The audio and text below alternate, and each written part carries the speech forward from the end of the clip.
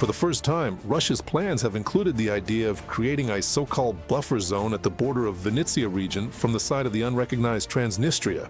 This was stated in an interview with RBC Ukraine by the deputy head of the Office of the President of Ukraine, Brigadier General Pavlo Palisa. However, according to him, Moscow does not have the resources to carry out such a plan, and the Kremlin will continue to focus its main resources on the front in Donetsk region. The Russians are constantly changing their plans, especially the deadlines for carrying them out. Undoubtedly, their main focus this year will be on the Donbass, and if conditions are favorable for them, they will also expand and intensify their efforts in the southern direction. This includes the Alexandrovsk and the entire Zaporizhia direction.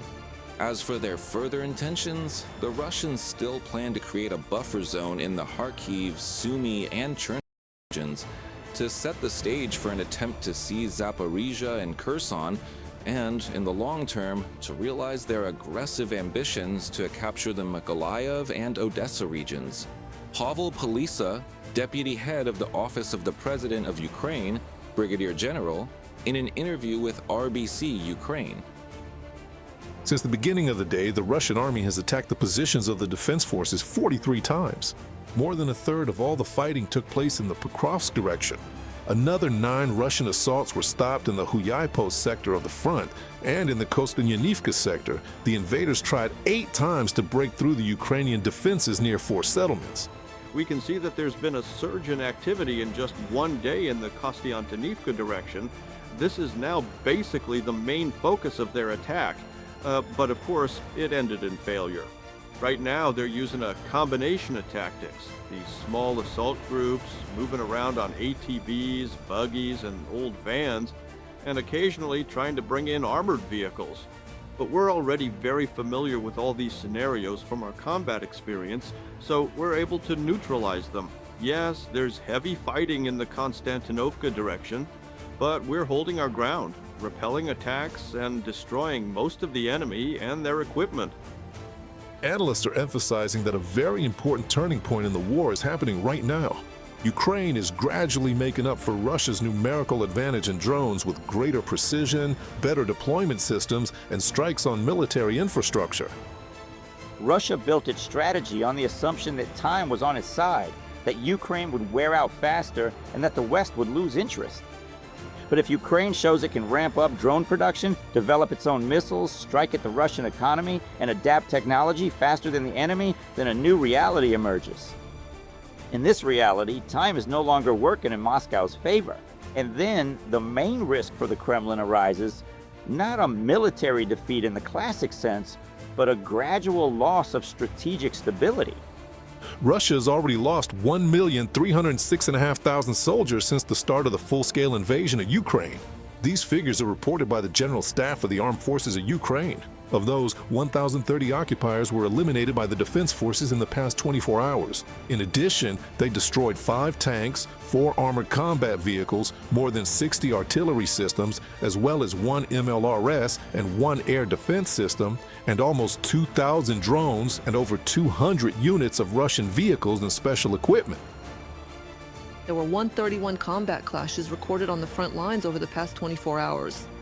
According to the General Staff of the Armed Forces of Ukraine, the situation remains tense in the Pokrovsk direction.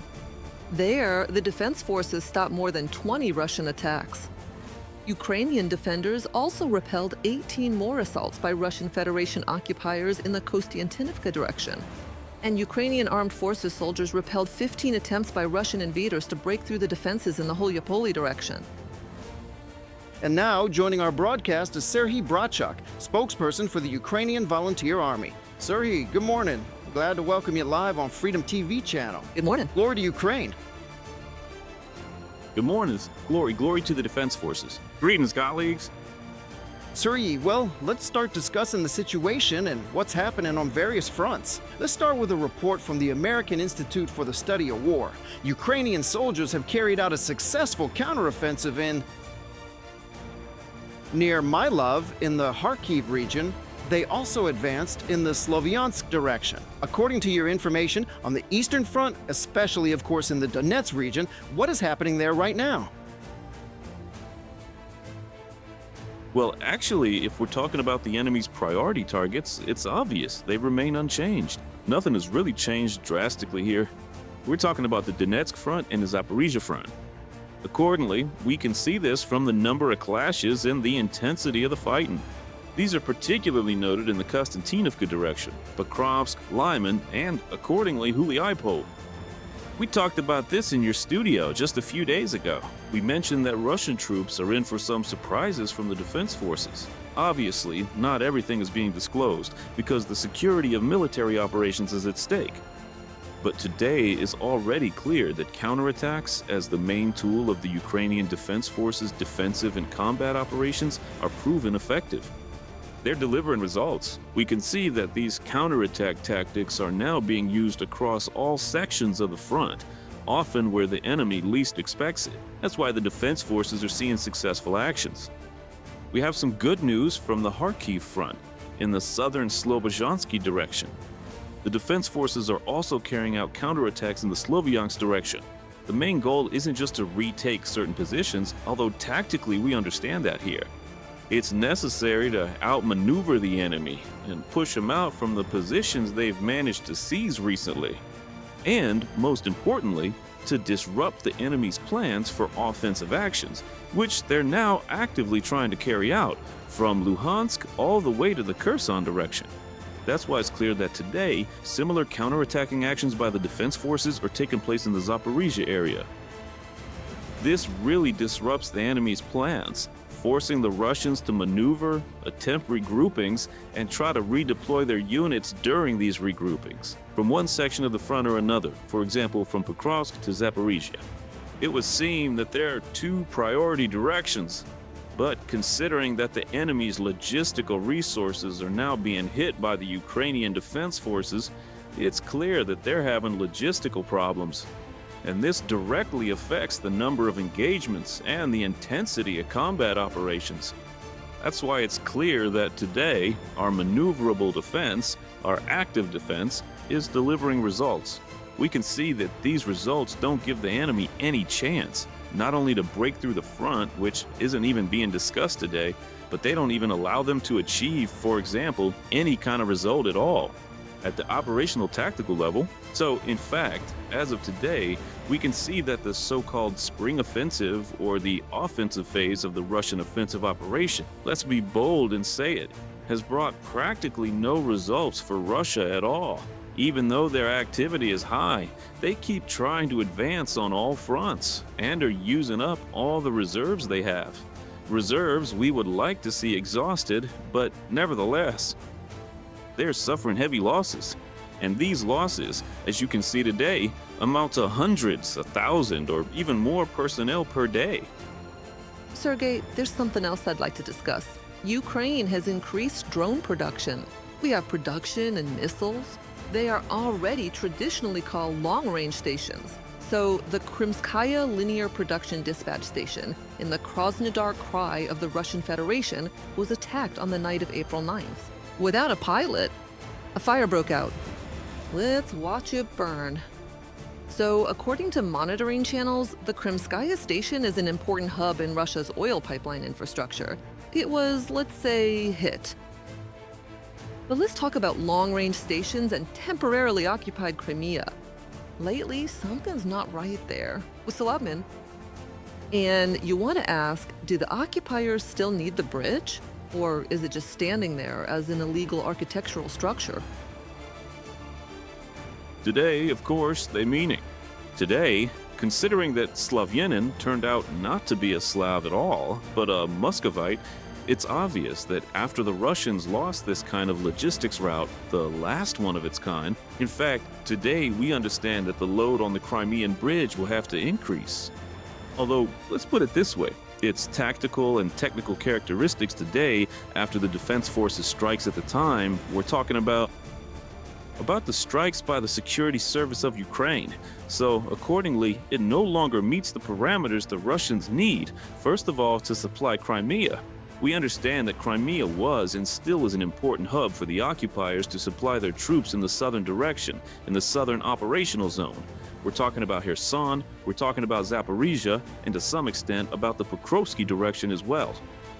Accordingly, today, the enemy can't fully replenish the supplies that the Russians need to continue such an active fight. And it's obvious that this southern Krasnodar or southern Russian direction is now under special attention from the defense forces, just like Crimea. I don't know, maybe someone can name even a single day lately when something in Crimea wasn't burning or exploding. I think today we should add some good news, because combat operations there are continuing every day. If we talk about Krasnodar, we're talking about Cuban. We can see that today it's really about supplying Russian troops in the southern operational zone with fuel and lubricants. Because in reality, the Kremlin'S substation was working not so much for civilians, but more for that oil terminal, for supplying the Russian troops. And as a result, these strikes are causing logistics to suffer, while the needs at the front are increasing. And today, the Russians are largely unable to replenish or make up for these losses. That's why it's clear that the load on the Crimean bridge will only increase. Most likely, it will once again become a target for our defense forces. So logistics have been disrupted. Logistics have become more complicated. It'll be interesting to see how the Russians try to get out of this situation. It'll be extremely difficult to do so. And I think that the southern operational zone should soon start to feel these kinds of logistical difficulties. Sergey, how might they try to do that? Whether in the south or, say, in the east as well, right? Well, as representatives of a separate artillery brigade of the National Guard of Ukraine report, the Russians' ambitions haven't gone anywhere. For example, the capture of the entire Donetsk agglomeration. They traditionally try to time things to certain dates. For instance, May 9th is coming up. That's what you might call a karmic date for Russians. They make a big deal out of it, and of course they're definitely going to try to do something, and this year's no exception. According to the 7th Air Assault Corps, they're moving artillery toward the Pokrovsk agglomeration in particular. What else should we expect, given their difficulties with resources, both technical and human? First of all, maybe they should look for the resources to hold their so-called victory parade. There's a lot of talk about this from the so-called Z-bloggers who are discussing the topic. But as you can see, nothing else really concerns them. But let it be, that's their problem, obviously. As for replenishing artillery reserves, we can see that the losses in artillery are indeed very high. The Russians are experiencing this both in terms of personnel and accordingly, they need to reinforce the Pokrovsk direction, among others. They need to bring in this artillery and make up for their losses, because it's obvious they will keep trying to advance. The calendar really does matter. I think they're keeping an eye on it, because the so-called military political leadership, the so-called Russian Federation, is definitely, not just possibly, but certainly demanding at least some kind of victory from them so that the fanfare can once again announce the capture of Pokrovsk. It's obvious that there is a physical presence of Ukrainian troops. Even though there's no longer any Ukrainian presence in Pokrovsk itself today, for some reason you don't hear any fanfare either. That's because our drones are working very actively. Our drones have created something for the Russians. They've set up these deadly barriers so the Russians can't get through these so-called dead zones. In general, the task for Ukrainian drone systems and all the units working directly with drones at the front is to destroy enemy personnel even before they reach the combat positions, before they reach the line of contact. So it's obvious that, well, I think this probably reminds the Russians of something right now. I turned the page on the calendar. So we'll turn the page on the calendar too and keep moving forward. Let them sort out their own symbolic dates. Obviously, yes, there are more of these deadlines today, but I want to remind you, by April 1st, the entire Donetsk region was supposed to be occupied. But as for the information side of things, you see, that kind of information is popping up again, about the enemy's plans for the Odessa, Mykolaiv, Kherson, and the entire Zaporizhia regions. But obviously, you know, when these kinds of information reports appear, it's when, to be honest, things on the front are far from going well. For Russia, I'd even say in some areas, things are going really badly.